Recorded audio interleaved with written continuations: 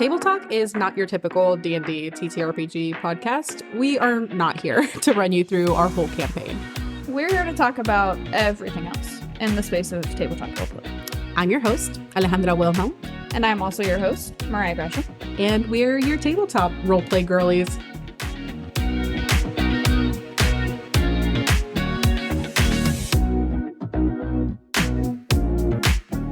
Alrighty, and we are live with another episode of Table Talk. Welcome back. You are getting another Just Us special, a little intimate rendezvous with your favorite Table Talk girlies. So just me and Mariah.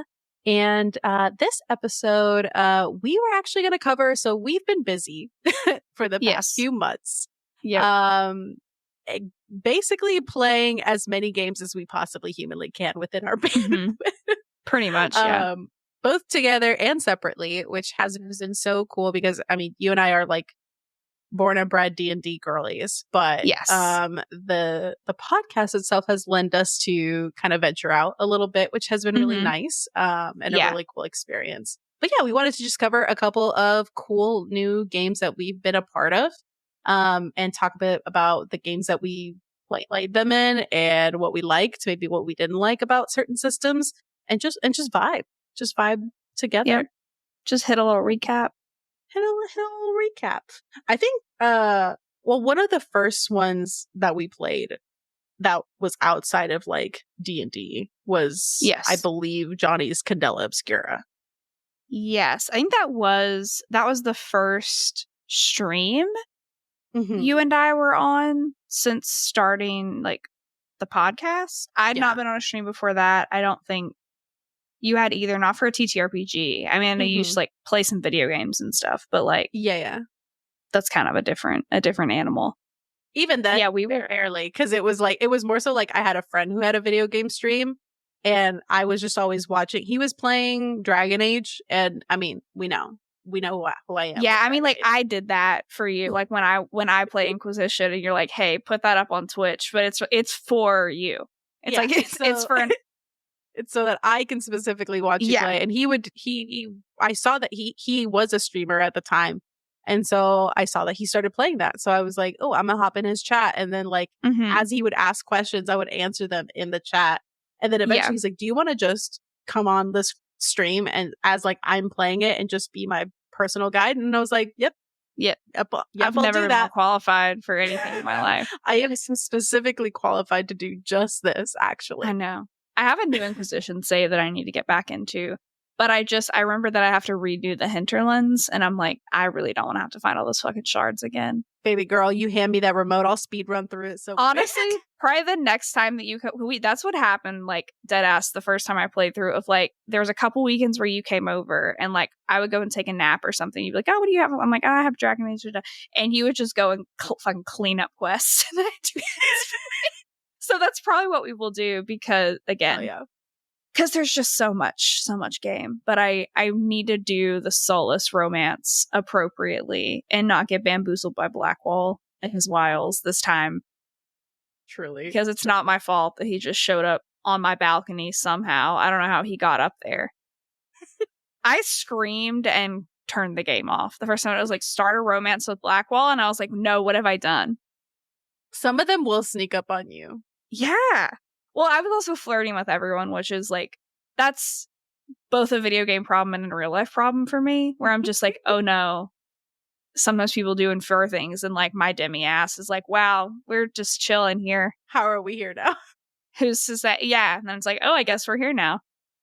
The consequences of my actions? Yes. Have come a calling. Concept. But yeah, we were on Johnny's Talking XP stream. And we got the invite for doing Candela because at the time he was one of the best resources for the Candela Obscura content because it literally had just dropped or was in the process of dropping, and he was just nonstop putting stuff out there. If you know anything about Johnny, nobody in the industry is working harder than that man. Truly. Oh yeah. He put out like very helpful videos of like how to play the game that built on, because like Spencer had put out, and like with the Darrington Press people had put out one that was nice.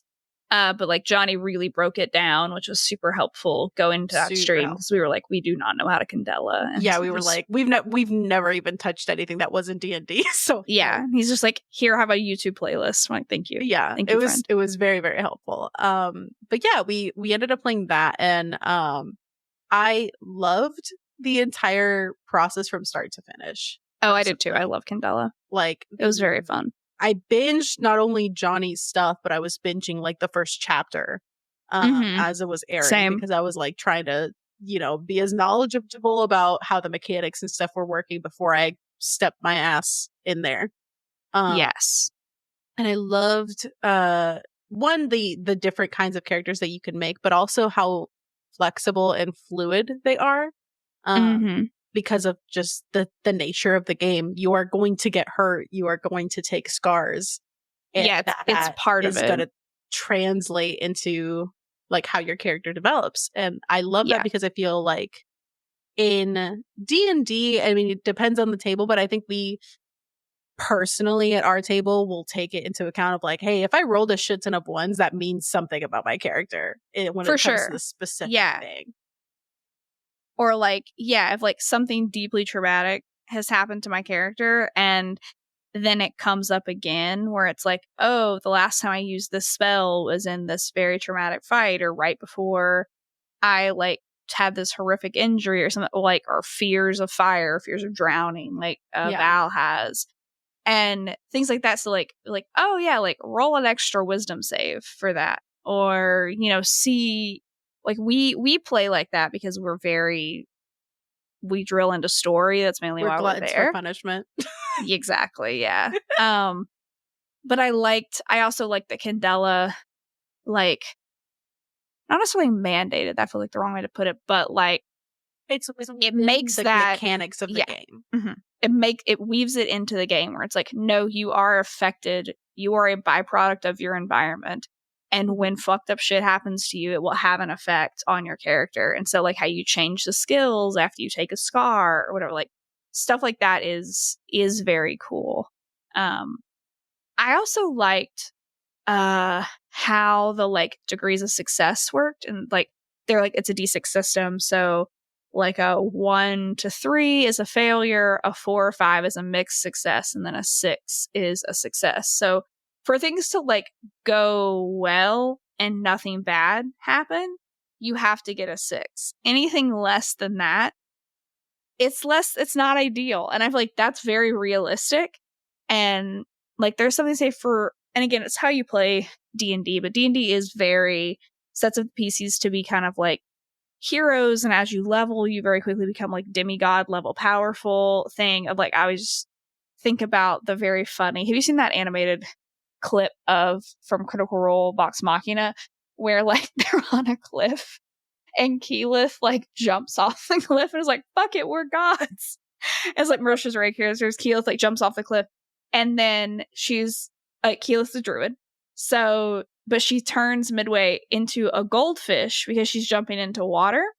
And so she's like, I'm going to turn into a goldfish. So when I hit the water, I'm in my natural habitat. Mm-hmm. But the cliff is like thousands and thousands of feet high. So high, babe. Like you as a goldfish are just going to splat. Yes. And but it's like, fuck it, we're gods, we can bring him back. But like, that's funny for a lot of reasons. One, because like she could have just turned into a bird and like made a loop. And that would have been fine. Something. But she's like, no goldfish because I need to be able to hit that water. And then, she just like splattered on the rocks.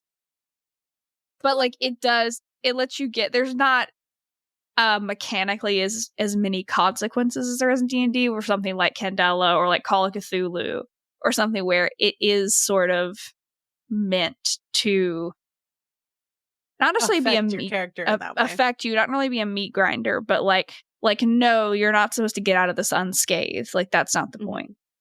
Yeah.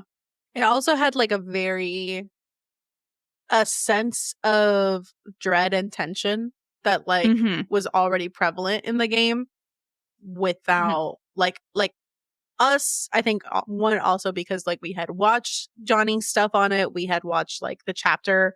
So we knew kind of the tone ahead of time when we were sitting there for it. So it kind of made it like the entire time we were just being like hyper vigilant, waiting for like, when is the spooky gonna happen? Yeah, you're like waiting for the shoe to drop. Yeah, just always very suspicious and on edge.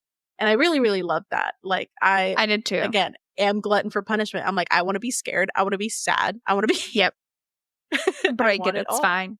Yeah, it's funny because I remember like my character had it where like she saw the like monster in the campaign like outside of the church wherever we were at, but then it's like I rolled really poorly on like the check to figure out like, did I actually see it or do I interpret what I saw correctly?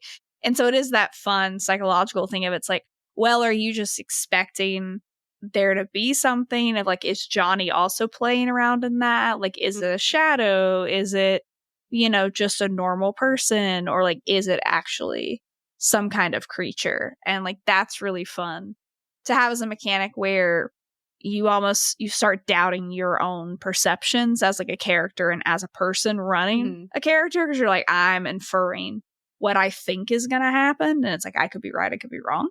Yeah. But that's fine where the dice sort of feed into that spiral a little bit. Fully. And also it was funny because like, it's similar to Call of Cthulhu in that way that like you will be rewarded for being ignorant and dumb and blissfully unaware.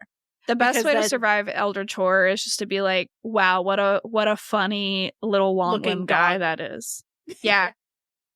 Like, hey man, take your dog to the vet. It shouldn't be slimy. Like, yeah, to just refuse to believe that it exists. But then my ass is like, every time like I've been in a game where I'm like presented with a mystery or something, I'm like, no, I'm nosy and I want to go poke in it and I want to go figure out what it is. And then it's why my character went down, because I kept. Yeah, it's why neither of us will ever be the final girl. Early that I shouldn't have. And I was getting so much bleed. Yeah. It's like me just immersing my D&D characters into unspecified bodies of water that often aren't just water and are sometimes oozes that eat your bones. Because I'm like, hey, we got to get in there. And I was playing not a rogue, a monk at the time. And so I went in with my monk audacity of like, I have a high AC. No, I didn't. I had like an 11 AC. And I was like, into that pool straight into that fountain. Because there was something we needed in there. There was like a coin or something. I'm like, well, I'll get it. So here I go in my robes with my 11 AC. Just and it's like, cool, I'm disintegrating now. I did this. But I am inside the ooze already before even initiative has started. I am the ooze. The ooze is me. Yeah. Well, I think it's also like that's just your nature and my nature in general, because I'm like, yeah, I'm just chaotic, especially in one shots where I'm just like, it's very fucking we ball. It's like I just want to know the things. I want to poke at it. I want to, like, if there is a room, I want to go look.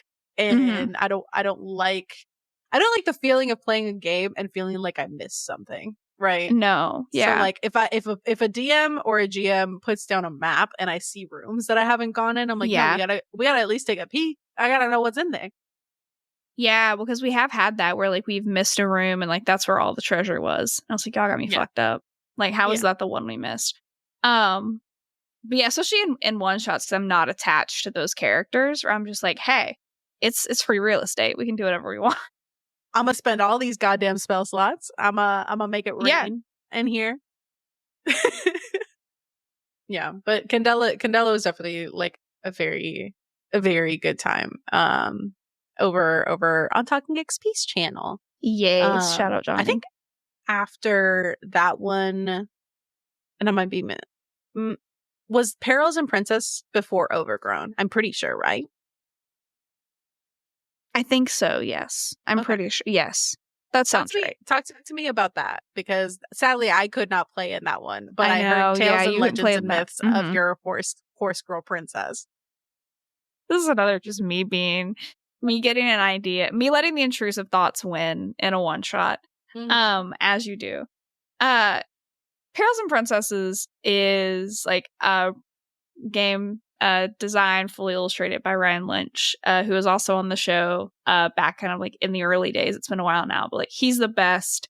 It's the cutest TTRPG that ever was. He sent me a copy of the book, like a nice like copy of like my girl's character sheet, and it's so good. And he's like, he recently came up with a new TTRPG. So like I definitely want to check that out. And that was hosted over on Roll-D5 with On and Company, which like they're the best. They're so good. They're so fun.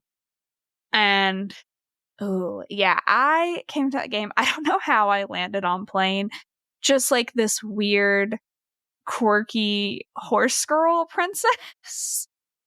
But I was incredible. Like, it was something. No, I kind of remember. It was like there was an illustration in the book where it was kind of like the more dexterous, like roguelike princess, and I think there was either a little note about like, oh, a horse or something, or like something to as an idea to build out the character.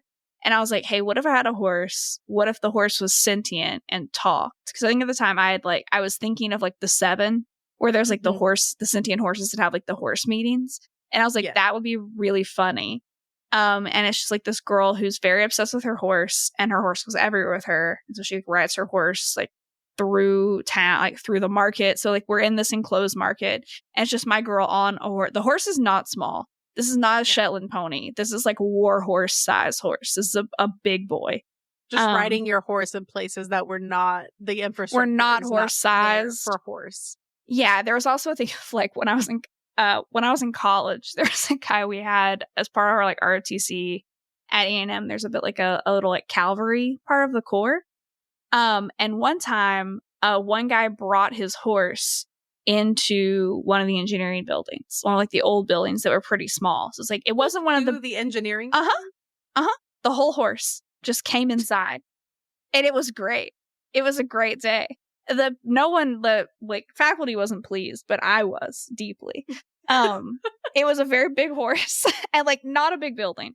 So not like the new engineering buildings. People who went to A&M, it was like the one right by the library where there's like a set of godforsaken stairs and that point of like, I never had a class on like the upper levels. Like all the very hard math classes were up there, which I avoided like plague for other reasons, but also got to miss those stairs. But it was just like a trial by fire for everyone to go like brave the stairs in that building to then go have another trial in the math class. But yeah, there was a guy I had like languages, like my Spanish classes in there. And yeah, one guy was just like in the cavalry, the corps cavalry. And I don't remember why the horse was there. He was in my class. So I don't know if the horse was going to be there for like a show and tell that we were doing, or if he was, I don't remember the circumstances in which straight into your class. Yeah, well, the horse wouldn't fit through the classroom door. So he was able to get the horse into the building, but the horse was too big and the door was too short and tall, because like tall horse, like he couldn't fit through like a normal standard size door. He was too wide.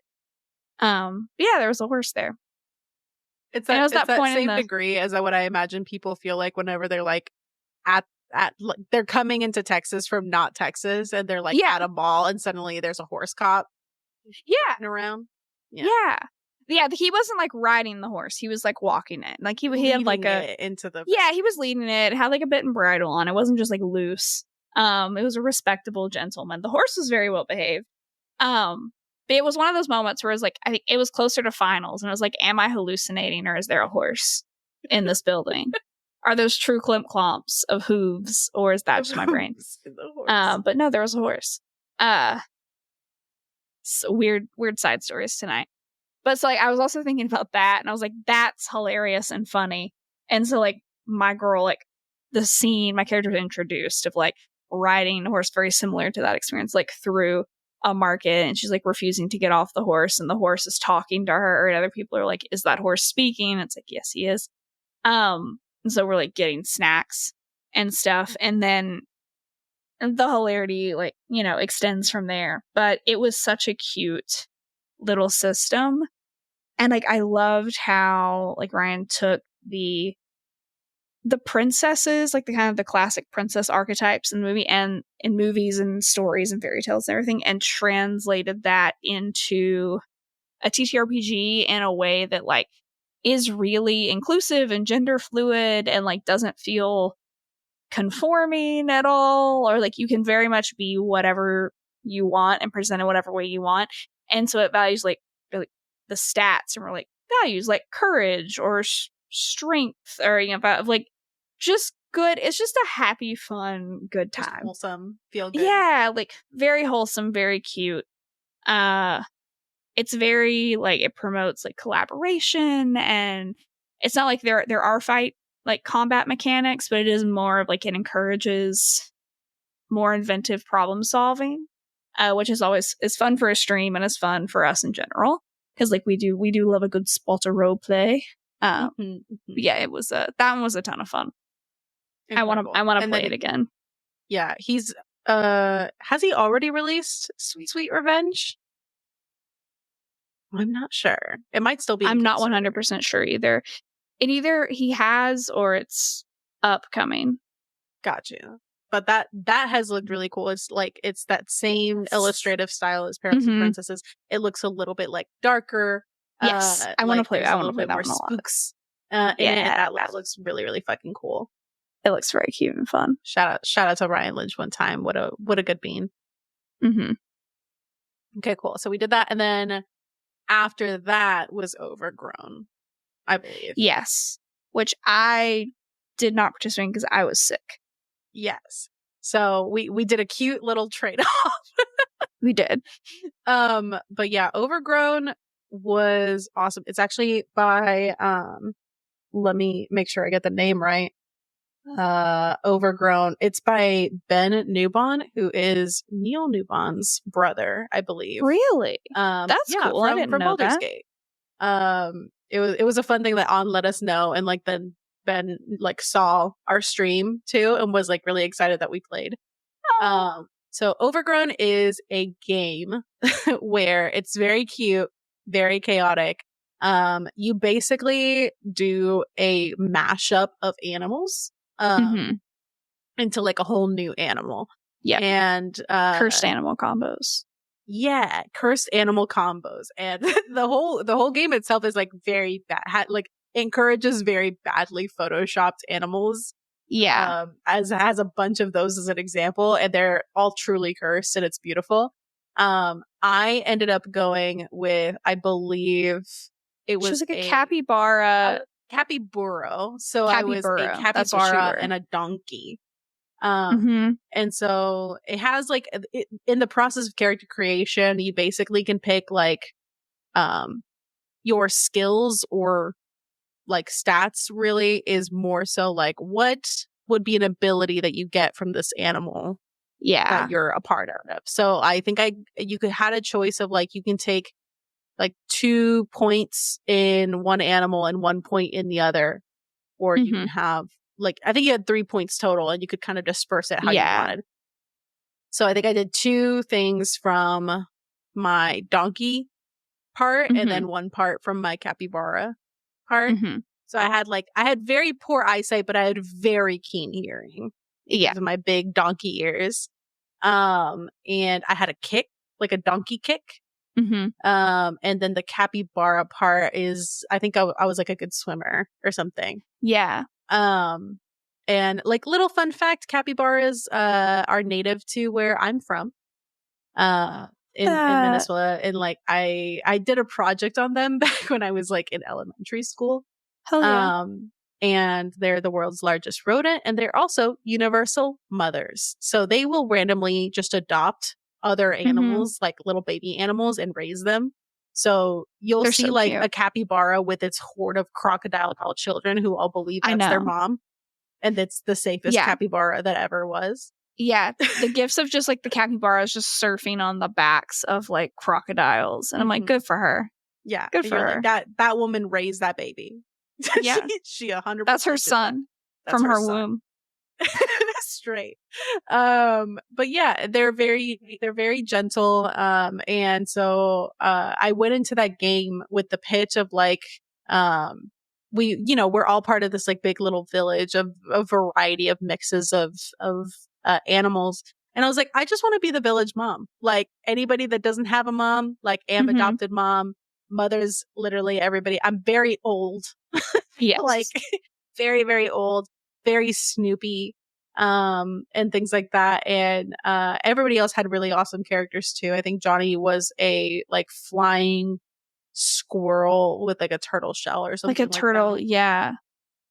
And it was like a Ninja Turtle flying squirrel situation. Yeah. Then there was a guy that was a gorilla crow. That one was interesting and scary. Yeah. and like a bunch of good stuff. On was the GM for that one, and they did such a great job during that game. But it was just a wholesome time, and it was cool to like.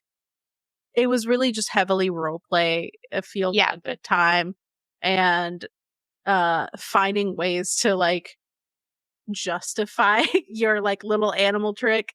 And sometimes like I believe that also has the mechanic of if you attempted to do something and you critted, you gained a new skill and you could like add that to your Rolodex of things. Which is cool. Yeah. So I like that you kind of by sheer circumstance started to grow as a character even within the short time we played. But yeah, it was a good wholesome fun time. And I feel like it's definitely a good like one shot game, I think. Yeah, it's fun to both like just look up weird animal combos that you can be. Like we did both. I think we both messed our Pinterest up for a little bit looking at. Yeah, we did. Our Pinterest was like, "Hey, all these animals," and I'm like, "No, bitch, I don't." we had to course correct a little bit, but like take me back to the high fantasy fashion, please. Thank you. Yeah, I'm sorry. Please disregard. I don't need a cursed Tyrannosaurus Rex on a pug. Yeah. Oof. Yeah, it was very, very good. After that one, Call I think we had we had Before the Storm. Yes, that's right. Before the Storm. Yeah, that one was really cool.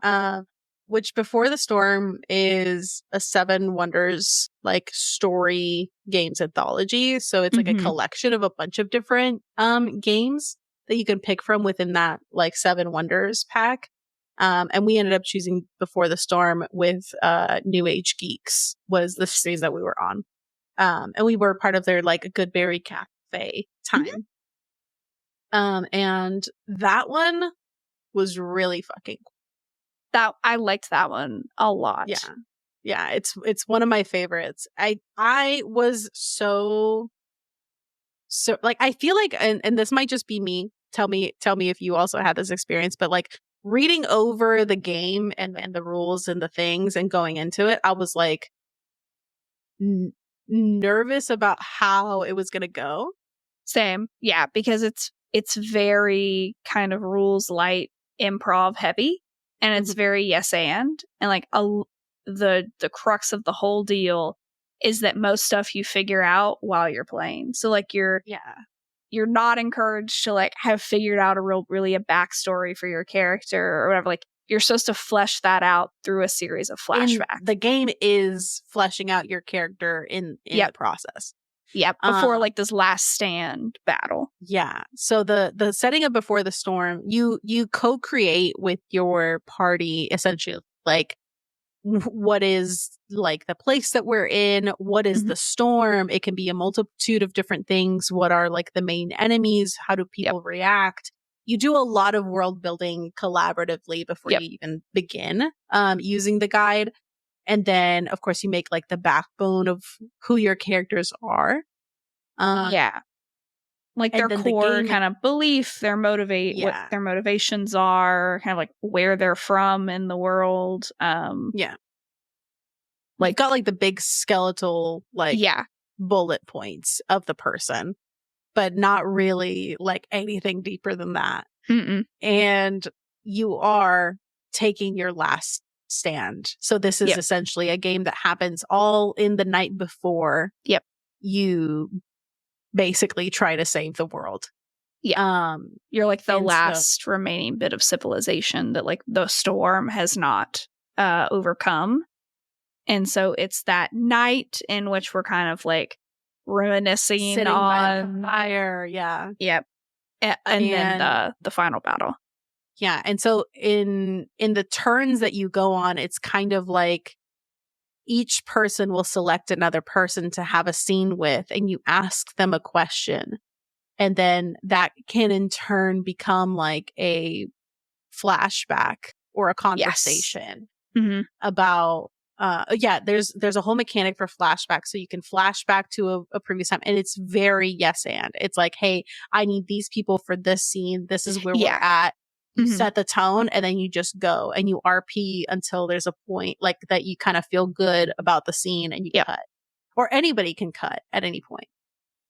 You kind of like, they're pretty snappy, so they're meant to like kind of go get like answer the question and then cut it off, like, because it's almost meant to run on like a lack of information and leave a lot to be able to be fleshed out. And so like one of the things I think we also did before, like we came up with secrets for our characters, and it's like rumors or secrets for like other people's characters, and like you got points which would affect the outcome of the final battle, and like whether your characters like won or lost or lived or died, based on like, were you able to bring those secrets up and like role play that naturally over the course of like those certain number of scenes that we had. Yes.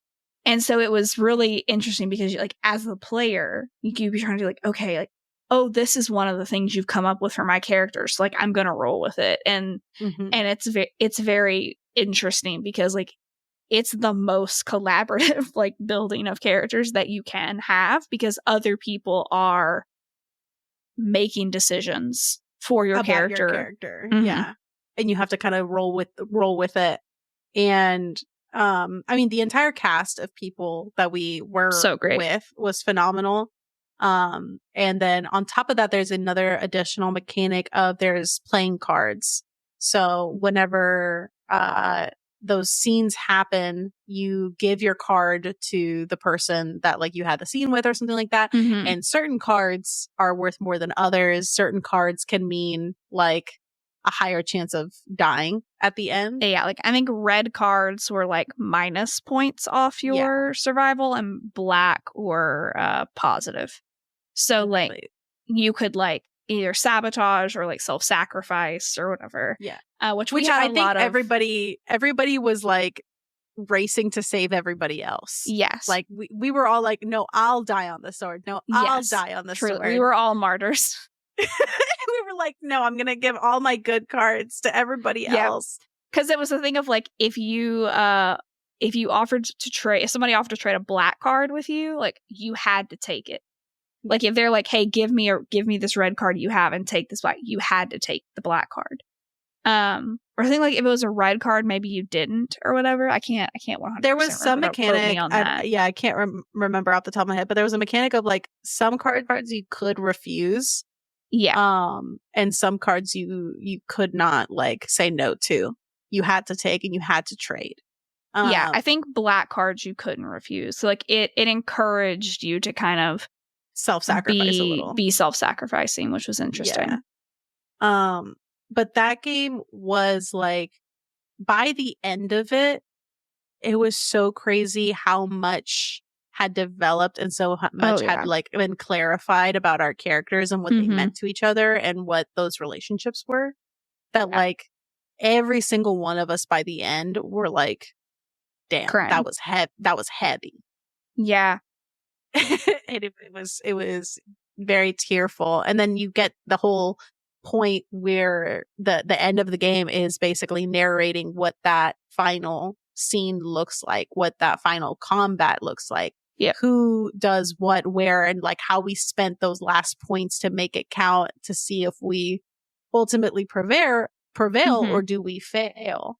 And it was phenomenal and cinematic, and I cannot recommend it. Yeah, it was so good. Like more. Especially if you're into role play. That shit was so fucking good. Yeah. It's also nice because it's a very easy one to pick up as long as you have people who like to improv, and you really like take like a deck of cards. Like it's meant to play in person with like an actual physical deck of cards. We use like an online sort of like card dealing like little site, because obviously we were streaming online, but you could do that, or you could, if you all you need is like a deck of cards and the group, and you can go, which is really off nice. To the races. Yeah. And a lot of the other games look very interesting too that are part of that whole like collection, and I'm really eager to like try them at some point. Yeah. I'll probably keep that in my back pocket the next time like someone invites us for a stream and they're like, what should we play? And I'm just gonna send them that PDF. Honestly, like, I have that saved somewhere on my computer. I need to dig it up. Mm-hmm. It's very good. And I think after that was my Call of Cthulhu game. I'm pretty sure. So again, our good friends at Roll D5 invited me on for one of their newest members, who is WGM Justin. And he's officially part of the Roll D5 crew now, and he wanted to run a game of all Latin creators, which was super dope. So he extended the invite to me, and I'd never played Call of Cthulhu.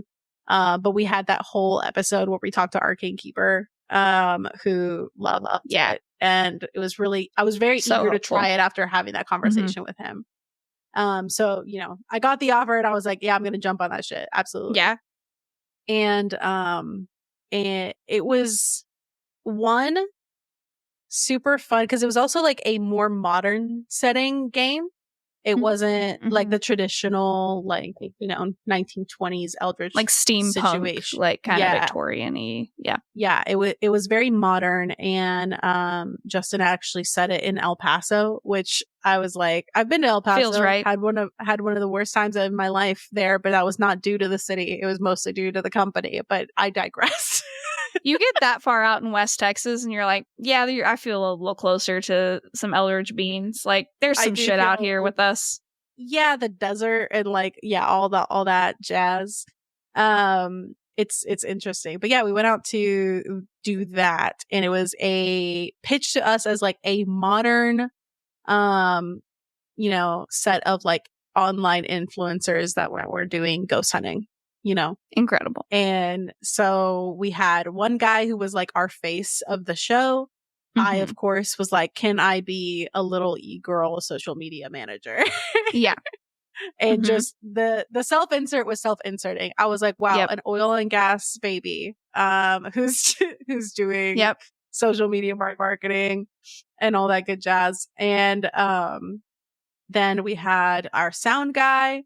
And we had our researcher who was like our skeptic. And yeah, that was the crew. And so we were going to be investigating the La Llorona situation. And so that was really cool because one, like the process of making your investigators, and then like you have so many different skills that you could like specialize in. And I was really trying to like stick to like, okay, what would this, I was the social media manager, but I was essentially our occult person. So like she was like the witchy. Yeah. So I tried to make sure to get into as much of that as possible. And then I remembered Arcane Keeper being like, if you don't spend some points in library, you're doing nothing at all. And I was like, okay, let me throw some points in there. It's always good. Like, sometimes you just have to kind of throw that out where it's like, hey, you're gonna need this, or you're not gonna know. Yeah. But yeah, it was really cool. I channeled a lot of like my more spiritual stuff into playing her, and I actually ended up coming in on like, I wasn't able to make the first session, but I came in on the second session. And the first session was a lot of like the lead up and setup, and we basically justified it as like I was doing other things with my day, interviewing a kid who like was witness to it and stuff.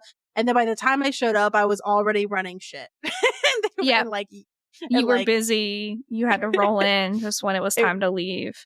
It was so good. And Justin did such an amazing job, both like with the traditional lore of La Llorona while also like adapting it and changing it a little bit. And it was very much appreciated in the way of essentially like the traditional La Llorona is that like she gets, you know, like left and cheated on and whatever, and takes her vengeance and other stuff that happens that I won't mention necessarily here. But for him, it was more of like the man was the guilty party, the one that was like haunting the place and killing people, and she was trapped there. Interesting. And as soon as like we caught whiff of that shit, I was like, I'm gonna watch this house burn. Was she trying to like help trying people, to warn people, or trying to warn people? Yeah, but just like if you're spectral, it's hard to get people to like take you seriously. Things were getting misconstrued, and like he was mansplaining and gaslighting left and right. And it was a fun dynamic to be with a group of people that we had that very one. It was like an all Latin table, which was really fun for me because I was just kind of like, this is interesting. It's just a different dynamic, and there's a sense of humor. You can kind of go in on each other. Yeah, we all fell right into place, and like the first interaction I had with someone, because they were like, "Oh, where you been?" and I was just like roasting is a love language, and like I threw that yes, out it is, and it hit exactly the way that I needed it to. And having those moments where like all of us are arguing over each other and like having three conversations at the same time. And I was like, yes, accurate. This is true culture. This is my culture. But it was just fun to sit at a table of people that just get it. And on top of like being everybody had an interesting way to like add their culture into their character. Because we had somebody from, I believe, like Colombia, we had someone from Mexico, and then we had Mika, who is Brazilian. Nice. Or like half Brazilian. And so it was an interesting dynamic too, because like Shadow's family, or Shadow is adopted. But they like are Mexican. And so it's the interesting cultural dynamics in that of like how we all individually fit into our respective cultures. The like imposter syndrome that can happen. Like being a two culture kid in general, and then like how you kind of feel torn. And it was a very interesting stream. And then on top of that, it being married with this like eldritch horror with like a lore of a spirit that we all kind of like grew up knowing about. Was really cool. Really cool. I love that. That's awesome. Yeah, it was a good time. Good stuff. Then after that, oh my god, Pantheon, which it is not live yet. I don't think at the time that this is airing. Soon. But we, in real lifetime, we recorded it a couple weeks ago. And that was also a very fun and chaotic good time. Yes. So Pantheon is by Robin Laws. And we played it over on Game Master Mondays with Grant. Whoop. And that one is extremely interesting. Especially from the moment that he pitched it to us. Because it's a game meant to be played with like a group of 6, basically. Yep. And I believe 6, because there's like 1 and then 3 minor gods. Major 3. Yeah. Major god. Major god. So 3 champions. 2 minor gods. So 6. Yeah, you're right. So 6. Yeah. The way that I like there were 3 minor gods, so 7. 7, right. So we did 7. The major god is kind of like the GM. The GM. Yeah. But the way that it's played is you don't know who's playing what until you sit down and roll some dice. Horrifying. So, terrifying prospect.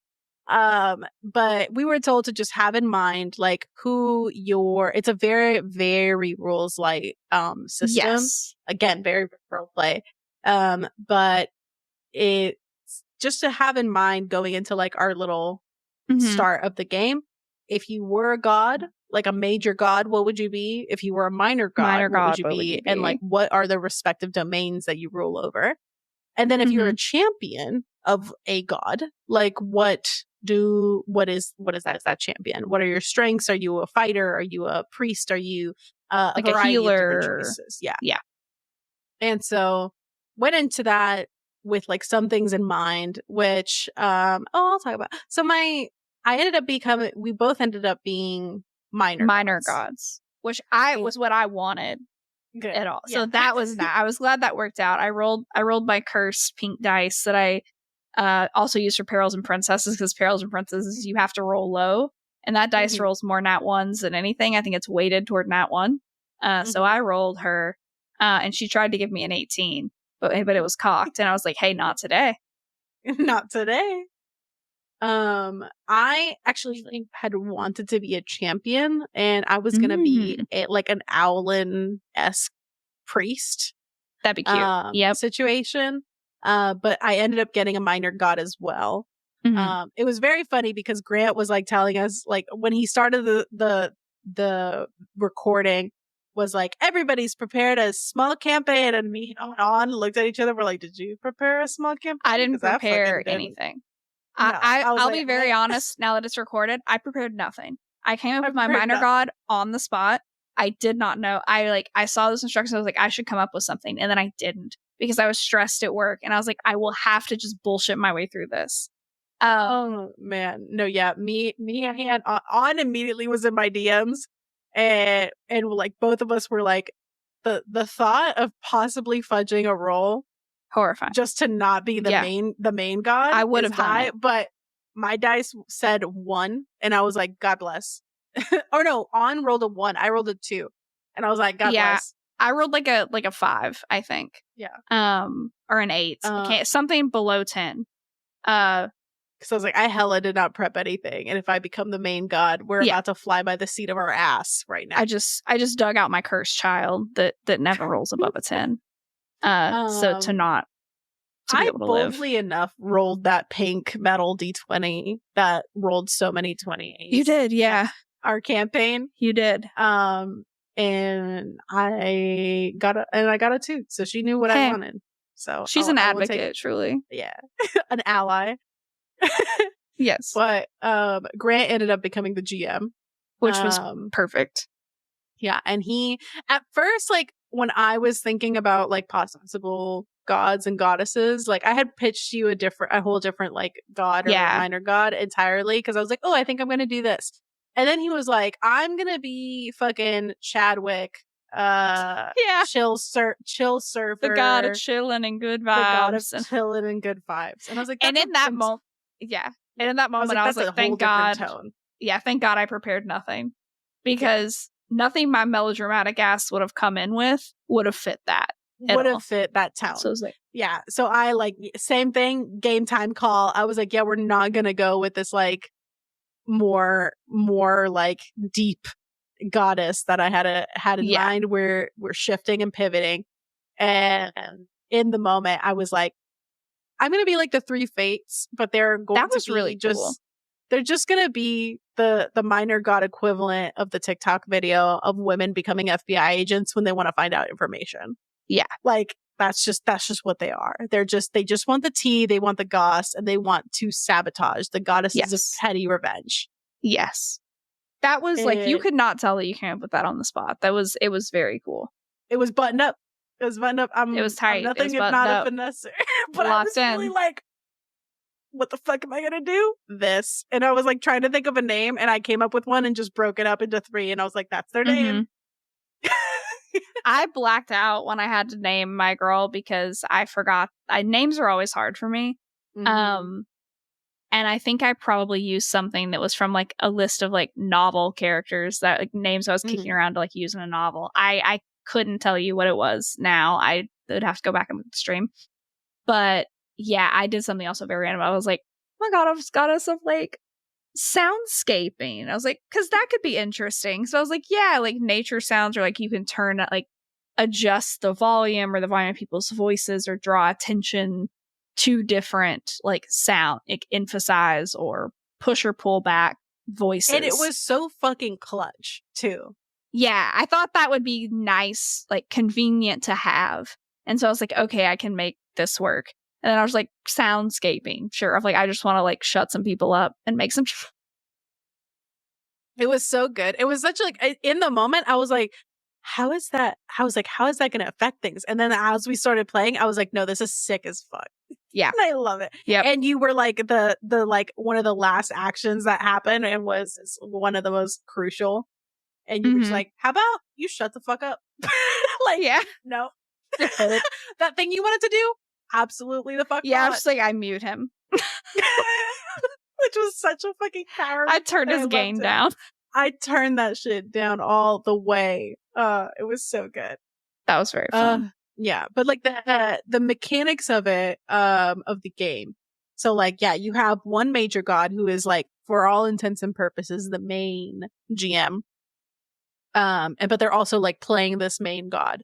And then you have 3 minor gods, who are, have their own motivations, let's say.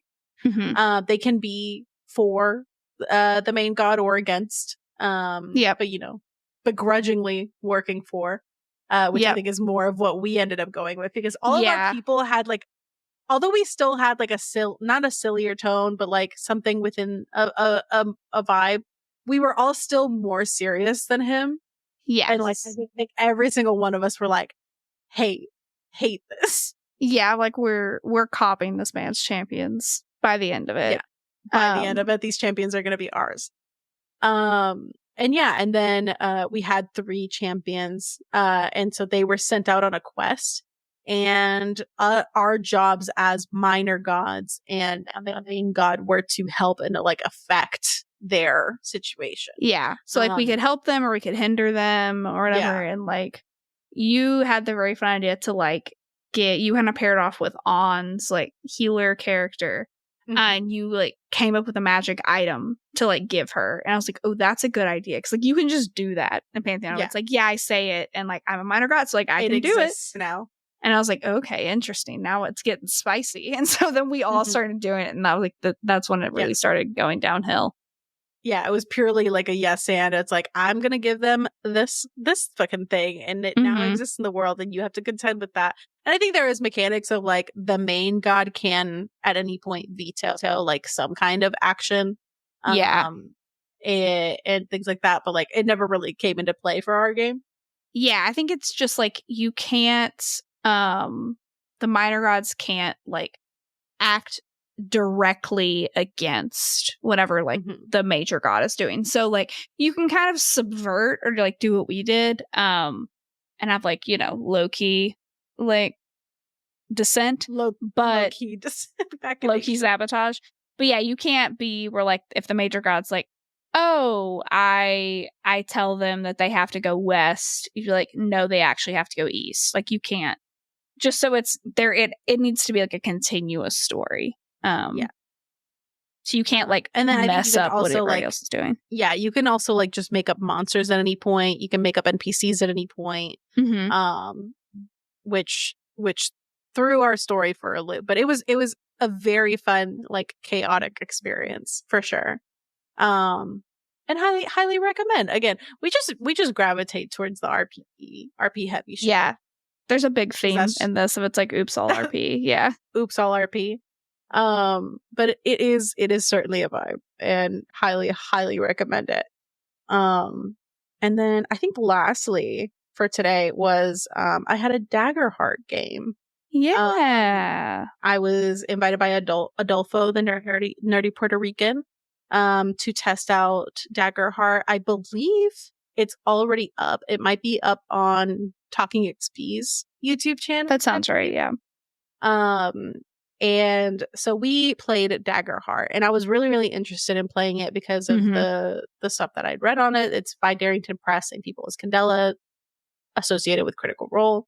Yep. And the character creation process is very interesting, because it's got like, it's like every class has magic, and they're all associated into like different groups of magic that kind of overlap for certain classes. So certain class, like one class will have these 2, and then the next will have one of those, and then the other one. And like one has A and B, and one has B and C, and like, yeah. Exactly. So it kind of goes around in a circle like that. And when you're creating your character and deciding on abilities, you have those 2 kind of schools of magic to decide if you're going to do like a mix of the 2, or maybe you're going to gravitate more towards one. I ended up making a Again, one of those times whenever like I saw the tone of the room and I was like, we're doing silly shit. Sick. Yep. And I was like, again, I'm known for two things, and that's playing silly little guys and big buff muscle mommies. Yep.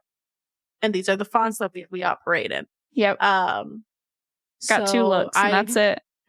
I got 2 looks. And I ended up making a giant rogue. So I'm like, she's so big yet so sneaky. So big yet so sneaky, yeah. So big yet so sneaky. And they had a good laugh about that because they're like, how tall are you? I'm like, probably like 8 foot. She defies gravity. She's huge. She's alpha. And how she sneak around? Don't fucking worry about it. It's like that unset. I'm like, they're so big but so quiet, and you don't realize they're right behind you. You're like, oh goddamn! Like that's the effect that I wanted. Mm-hmm.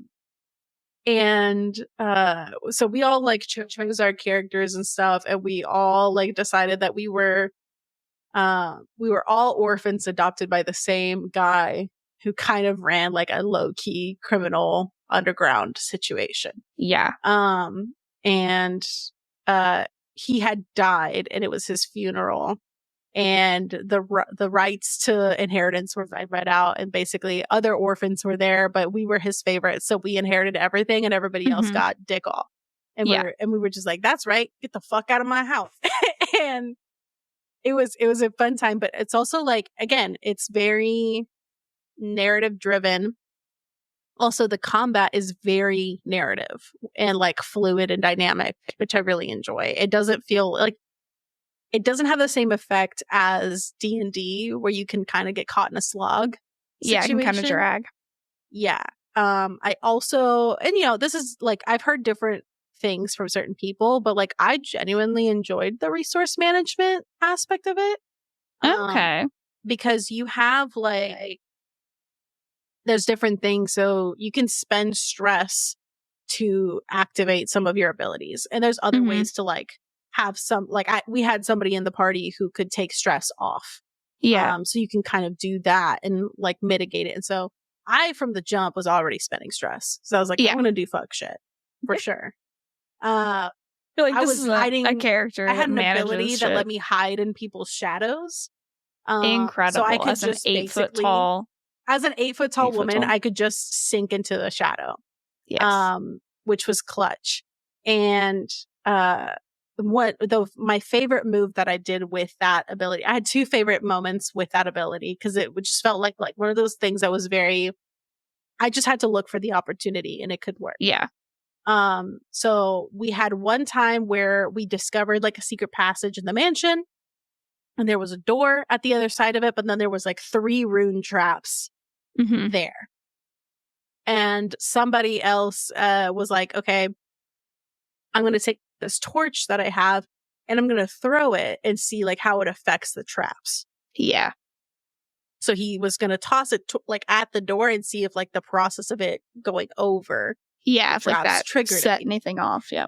Yeah. And last moment, I think Johnny's character, he's like, as he pulls it back, I light it.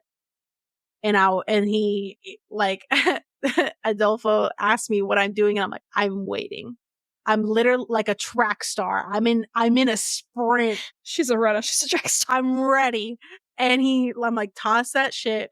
And so, it goes and it triggers some of the traps. And I'm like, okay, how far does the torch get? And he goes, it gets like to the door. And I was like, cool. It's lit, which means it's casting a shadow. However small, there is a shadow, correct? However and small. He's like, God damn it. And I'm like, cool. I'm going to fucking yeet into that shadow past all the traps. If I fits, I sits. If I fits, I sits. And now I'm in this tiny little tunnel as an 8 foot tall. It's absolutely unhinged, and I love it. So, like any size shadow you can blend into of an object or person, I can go and do it. It's like the shadow of a toothpick. Yeah, you can get your whole 8 foot giant pussy in there. As long as I can see it, yes. Incredible. And so I was like, sick. So I did that and unlocked the door or whatever. And the other time that it came in really handy was like later on, we were chasing down some people that had like kidnapped the butler into an alleyway. So we started fighting them in the alleyway. And I was literally like I used that. Also, I could create like a double me out of shadows. Nice. And she could carry things and also attack things. So hell yeah, kind of like an 8 foot like tall an Echo Knight kind of deal. Mm-hmm. Yeah, hell so there was 2 8 foot tall women, and I flavored her as being extremely peppy, like so opposite, basically like a Fantasy High KT situation. Yep. And yeah, so we were there, and I was in melee with somebody. And then the dude that had the butler was like about to escape. And as I'm there, I was like, I just kind of like waved goodbye at him, and I yeeted into the shadow of the guy that was escaping. So I was now in melee with him. Yes. And just absolutely like slog that. I think Johnny and I both like tag teamed that bitch. Nice. But it was just such a cool move to be like in melee with somebody and be like, bye, and then I just for free the other side of the fucking thing. Yeah, no opportunity attack or nothing. I just get to go to the other shadow. Yeah, it was so cool, and I'm like, that's awesome. It's one of those things that was very fun to just be like, yeah, you can just, if you can creatively apply it to the scene or the combat, it works, and just spend the stress. And then there's also the dynamic of the way that you roll. So it's a 2d12 system. And so 1d12 is your fear die, and one is your hope die. Mm-hmm. So you can succeed with either one. But if you succeed with fear, then it's kind of like a mixed success situation. Mm-hmm. You get what you want, but it's at a cost. And the GM gains a fear token. So then the GM will start collecting these fear tokens, and they can use that for other shit that they can kind of do on the back end. And if you succeed with hope, you gain like a resource, I believe. I forgot what it was. So kind of like Candela, you may choose to take a lower roll with hope to not give the DM a fear token. Yeah, I think, well, it's, if you succeeded, you succeeded. You have to take the success of the roll of the die that you rolled. Okay. Yeah. Gotcha. So like, if it's a success with fear, you'd be like, it's a this, but it's with fear. Okay, I got you. That's cool. Thing.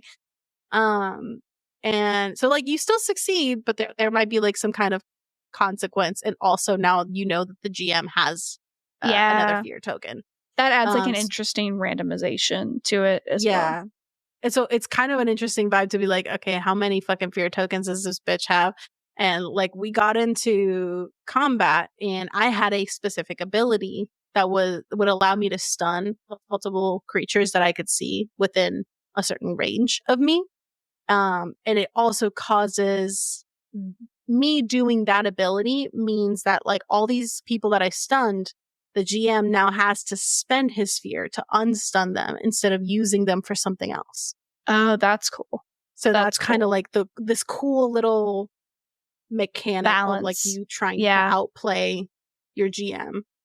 Yep, that's cool. I like that a lot. That's really fun. Yeah. But it was a very fun time. I would be so down to like do a little Daggerheart one shot with y'all.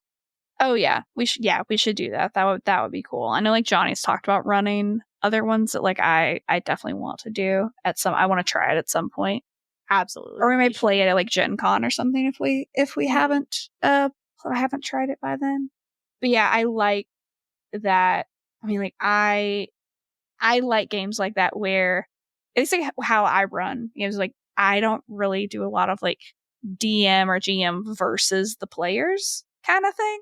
So I like games like that sort of make it collaborative, and like, there is like an element of contest because like you're running all the enemies if you're running the game, but it's still like more collaborative and interesting, and it feels like you're passing stuff back and forth and kind of what you're in a way that still feels like collaborative and not like super combative, I guess. Yeah, I know, like, I don't think our GM got the opportunity to use his fear tokens against us, but I know, I think Arthurius had mentioned being in one of Johnny's Daggerheart games, and he did get the opportunity to use that fear against him. And he was like, yeah, no, that shit's scary. We cannot not let him start getting this on us. And I was like, cool, bet. I have a thing that will take care of a lot of those. Good to know. Yeah. But it's definitely interesting. And I don't think it ever made me feel like I was against, it didn't feel combative, Yeah. It felt it was a very interesting way to like do resource management. And, that's fun. I enjoyed it a lot more than I thought I would. Yeah, that's very cool. I also just liked having like things that I could spend points on and like looking at my sheet and that like being part of my strategy and being like, okay, I have this, I could do this and that, and kind of like combo. Yeah, well, and stuff like the stress and like the fear and stuff of like it kind of, that type of resource management is fun because it makes you think of like, okay, where are we at like in the game? Like, have we hit the climax of thinking of like, is there still like a big boy lurking that we need to like save stuff for, and like at what point do you use stuff, and like the risk reward of like using fun abilities, but then like, oh, can we get rid of stuff or can we rebalance? So like that's always fun strategically to play around with. Yeah. But that is all the games we've played so far. Yeah. But I know we're definitely going to be playing a lot more.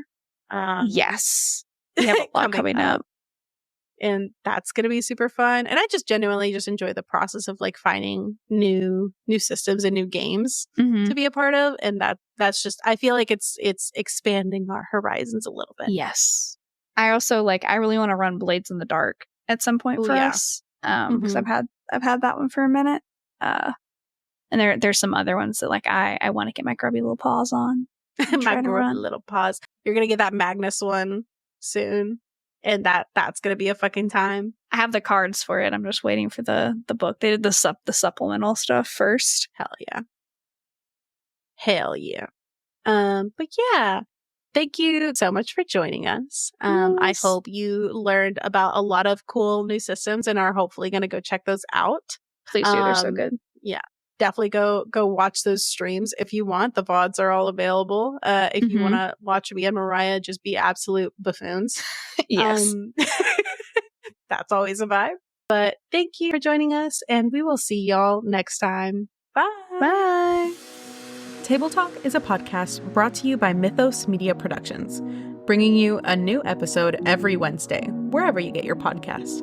Find us on Instagram and TikTok at Table Talk RPG, or check us out at our website, mythosmediaproductions.godaddyscites.com. All business inquiries can reach out to us via email at info@mythosmediaproductions.com.